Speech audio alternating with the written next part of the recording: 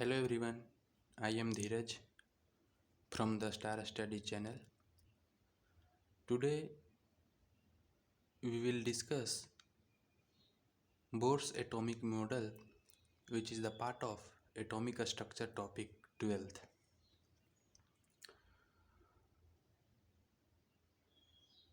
This is the most important part of atomic structure, which is called Bohr's atomic model. या कहें तो this is the first successful model of atom या nucleus जो भी आप कह सकते हैं, यह सबसे सफल एटॉमिक मॉडल था। तो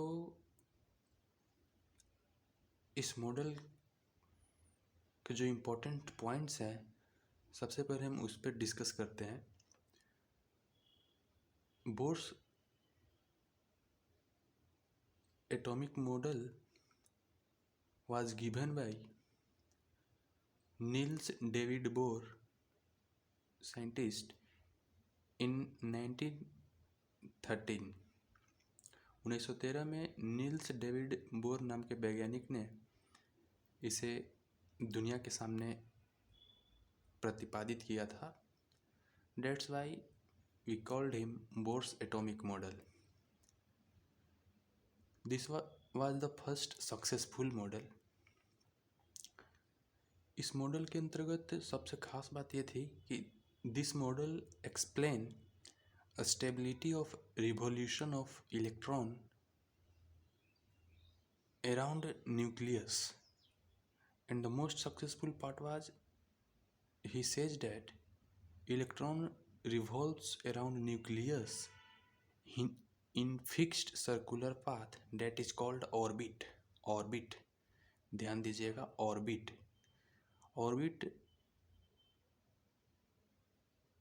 की चर्चा बोर्स ने अपने एटॉमिक मॉडल में किया था, और उन्होंने कहा था कि जो इलेक्ट्रॉन्स होती है वो एक फिक्स्ड सर्कुलर पाथ में रिवॉल्व करती है, which gives stability of atoms.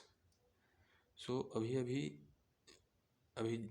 4 point पे हमने जो चर्चा किया उसे पॉइंट्स के रूप में लिख लेते हैं। इन 1913 bore proposed first successful model which was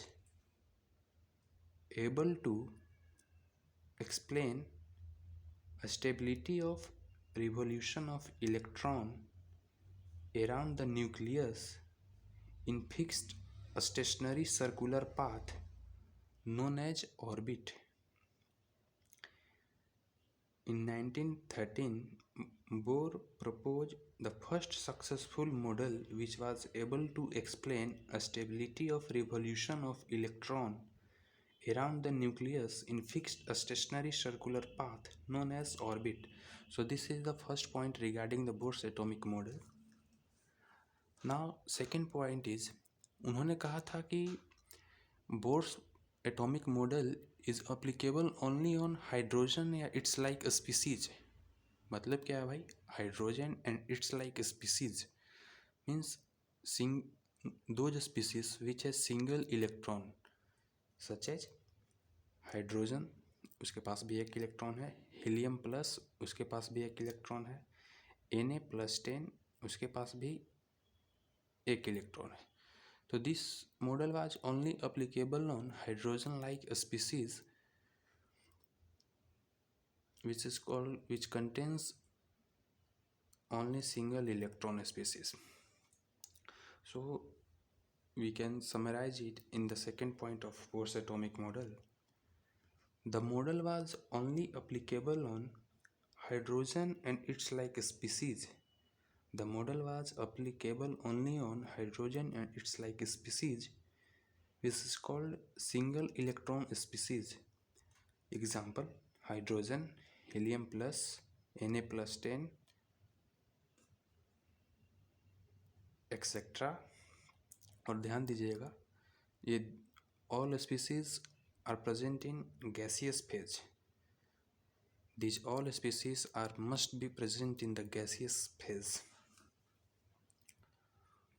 Now third point is regarding the Bohr's atomic model is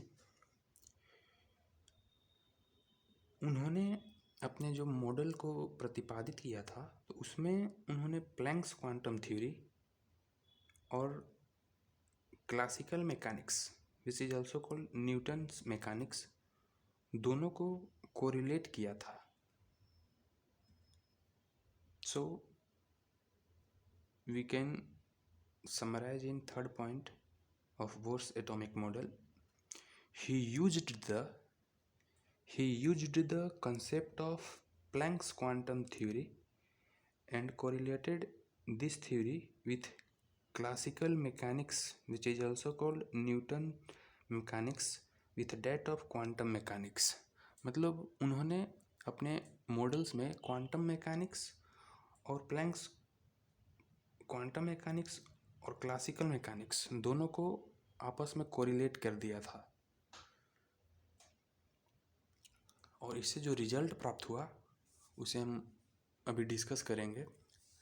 तो उन्होंने जो अपना मॉडल दिया था तो वहाँ पे बोर्ड पे मैंने दिखाया है. बीच में न्यूक्लियस है प्लस चार्ज, न्यूक्लियस प्रोटॉन पे प्लस चार्ज होता है. सो plus is the symbol of nucleus which contains positive charge. So suppose that a nucleus contains positive charge and मान लीजिए वो किसी भी एटम का होगा तो उसका एटॉमिक नंबर तो Z होगा, तो उसके पास प्रोटॉन भी कितना होगा, Z होंगे. तो टोटल उस पर जो चार्ज होगा Zd होगा, उस पर टोटल चार्ज क्या होगा, Zd. और सपोज कोई इलेक्ट्रॉन उस न्यूक्लियस के चारों ओर एक फिक्स्ड सर्कुलर पाथ अपने ऑर्बिट में घूम रहा जिसका ऑर्बिट नंबर है n. तो वी नो डैट जब दो चार्ज आपस रखे हुए होते हैं तो उनमें एक फोर्स लगता है, जैसा कि हमने इलेक्ट्रोस्टैटिक्स में पढ़ा था. So, according to Newton's mechanics, there is a force between Zd and E. So, the force is K. Q1 मान लेते हैं Zd है और Q2 मान लेते हैं इलेक्ट्रॉन है. तो फोर्स होगा kZe² r². और हम ये भी जानते हैं कि अगर कोई इलेक्ट्रॉन किसी फिक्स सर्कुलर पाथ में घूमता है तो उस पर एक बाहर की ओर फोर्स लगती है which is called centrifugal force, which value is mv²r. तो एक इलेक्ट्रॉन न्यूक्लियस के चारों ओर घूम रही है तो एक तो इलेक्ट्रॉन पे न्यूक्लियस फोर्स लगा रही है और वो फिक्स सर्कुलर पाथ में लगातार घूम रही है. तो इस फोर्स को नलिफाई करने के लिए उस पर एक सेंट्रीफ्यूगल फोर्स बाहर की ओर लगेगी which is mv²r. So both forces must be same, इसलिए mv²r is equal to kZe²r². This is the most important results of Bohr atomic models because from where we calculate total energy of nth orbit. अगर कोई nth orbit में अगर कोई electrons घूम रहा है तो उसका एनर्जी हम निकाल सकते हैं. और अगर कोई इलेक्ट्रॉन किसी ऑर्बिट में घूम रहा है तो उसका हम रेडियस निकाल सकते हैं. So this is the most important results of Bohr's atomic models which is used in application of Bohr's atomic model. Now from here we also see that L vector is the representation of angular momentum. So angular momentum of electron is equal to mvr. ये तो हो गया Newton's mechanics.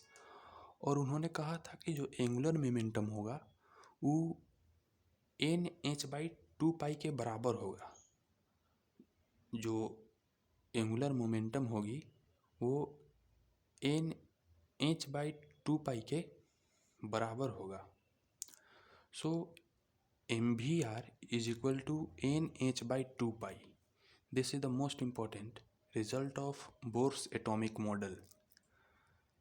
N is the number of orbit जिसमें electron घूम रही होगी and H/2 को shortcut में हम H बार भी कहते हैं, H bar. So this is the formula part of Bohr's atomic model. Now we will discuss some postulates of Bohr's model. Some postulates of Bohr's model. इसे आप अपने नोट में या जहाँ भी आप इसे लिख रहे होंगे वहाँ पे लिख लीजिएगा। First point is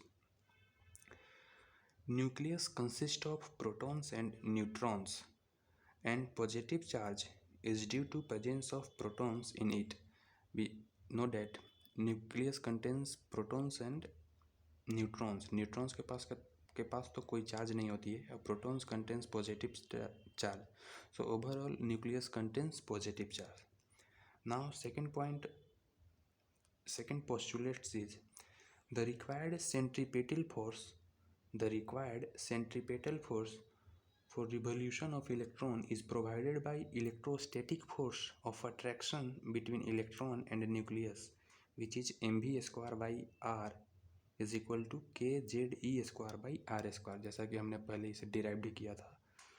So we repeat it, the required centripetal force for revolution of electron is provided by electrostatic force of attraction between electron and nucleus, that is mv²/r is equal to kZe²/r². Now third postulate is electron revolves only in that orbit whose angular momentum is quantized, that is always in integral multiple of h/2 pi. So electrons उसी orbit में move करेगी जो h/2 के integral multiple में हो, मतलब n is equal to 1 2 3 4 some integer, n का value यहाँ पे कोई इंटीजर होगी। Now fourth postulates of Bohr's atomic model is according to Bohr electron revolves in fixed circular stationary orbits. Electron revolves in fixed circular stationary orbits, that is called orbit. The name of the respective orbit is K, L, M, N, yeah, we named is 1 2 3 4 5 and so on. Now fifth postulates of Bohr's atomic model is electron changes its energy only when it changes its number of orbit, either by absorbing energy by emission of energy मतलब अगर कोई electron fifth orbit में है तो वो अपना orbit तभी change करेगा जब वो अपना एनर्जी को रिलीज करे या एनर्जी एब्जॉर्ब करे। तो वी नो डेट जो ऑर्बिट न्यूक्लियस के नज़दीक रहती है उसकी स्टेबिलिटी ज़्यादा रहती है। स्टेबिलिटी ज़्यादा कहने का मतलब है उसके पास एनर्जी कम होगी। तो